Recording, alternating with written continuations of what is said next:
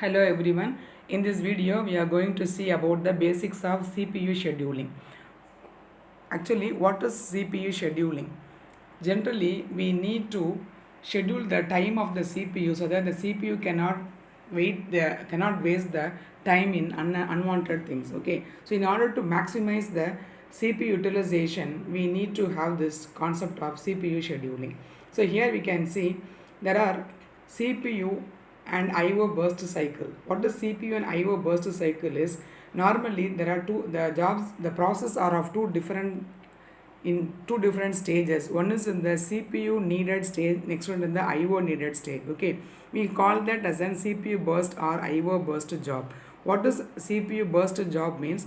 That job at that point of time, it needs the CPU to be utilized. Okay, and then after that it may need some data to get from the input device, or it wanted to give the data to the output device. So that time it becomes an IO burst job.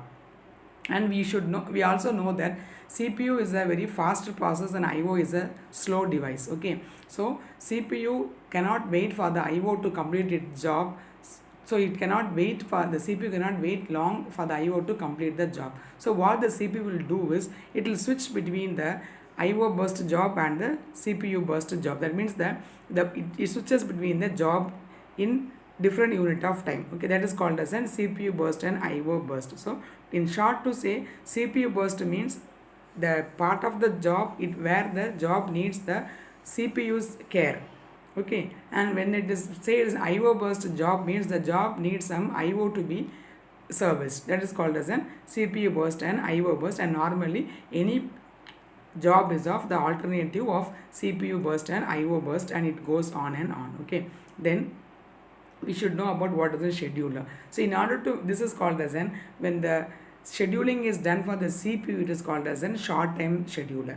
When, because it is of short, the CPU is faster. But what is long term scheduler is, it is for the IO devices. So IO devices are slower devices and CPU are the faster part. Okay, so when you want to schedule the job for the CPU, we use the term called short time scheduler. What does it do actually? It selects the process.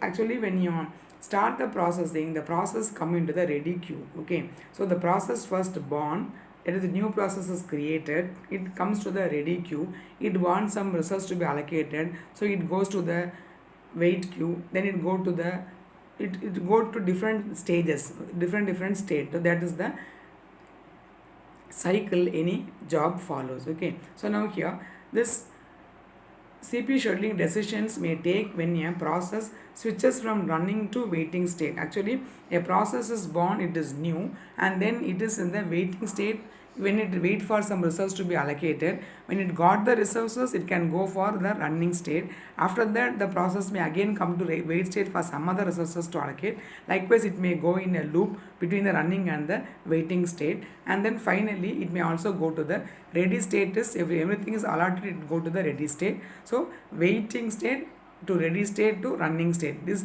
is a loop, it goes again and again, and finally after the process is over, it comes to the terminate stage. Okay, so this between these jobs, the CPU has to be scheduled.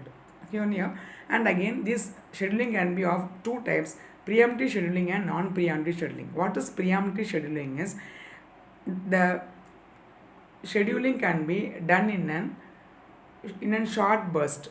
Okay, and what is non-preemptive means, it can go in an it's a non-stop continuous way. So preemptive means we can stop the access for some time, that is called as an preemptive. So when the preemptive can happen, consider any access to the shared data, and consider preemption while in kernel mode. What is kernel mode is, that is the core mode. The system has the core, that is the kernel, that is the core mode. And then when some interrupts occur during the crucial OS activities. What does an interrupt is? The process sequence goes in a normal sequence.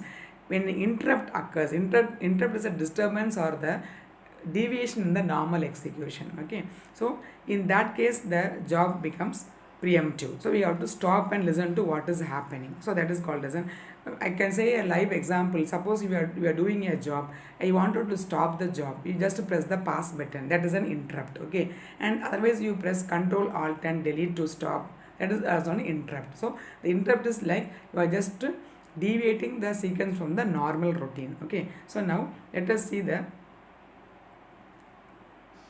criteria for the scheduling.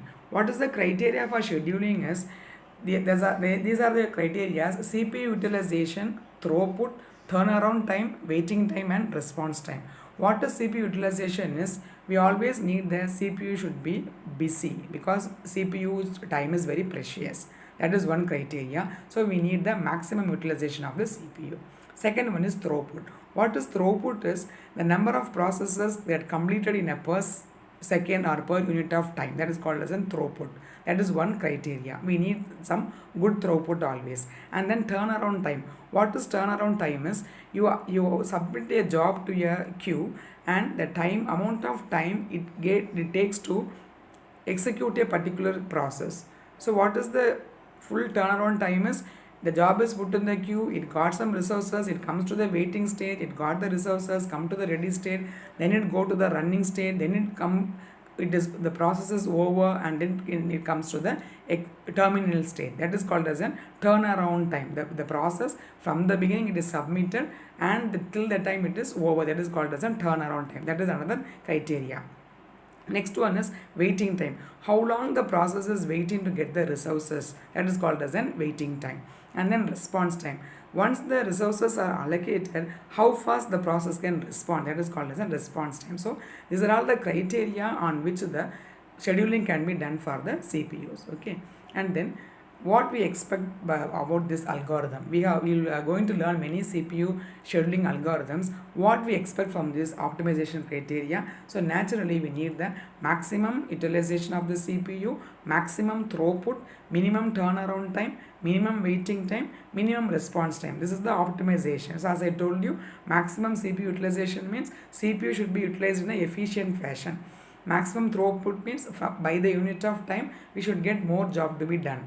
And then minimum turnaround time means I submit the job to the queue, it takes short time to get the resources, do it faster and come back. That is called as a minimum turnaround time. What is minimum waiting time is, a job is put in the queue for a process, it is waiting for the resources to allocate, that resource should be gotten minimum time. That is called as a minimum waiting time. And finally minimum response time. Once the process got the resources allocated. Here when I say resources means, resources may be a memory resource or IO resource or a CPU part of the CPU service, anything is called as a resource. Okay, so once the resource is allocated, immediately we need the response from the job, that is called as a response time, which is expected to be a minimum one. Okay, so these are all the CPU scheduling criteria we expect for a process, so that the process can be done in an efficient manner. So hope you would have understood the concept behind the CPU scheduling. Thanks for watching.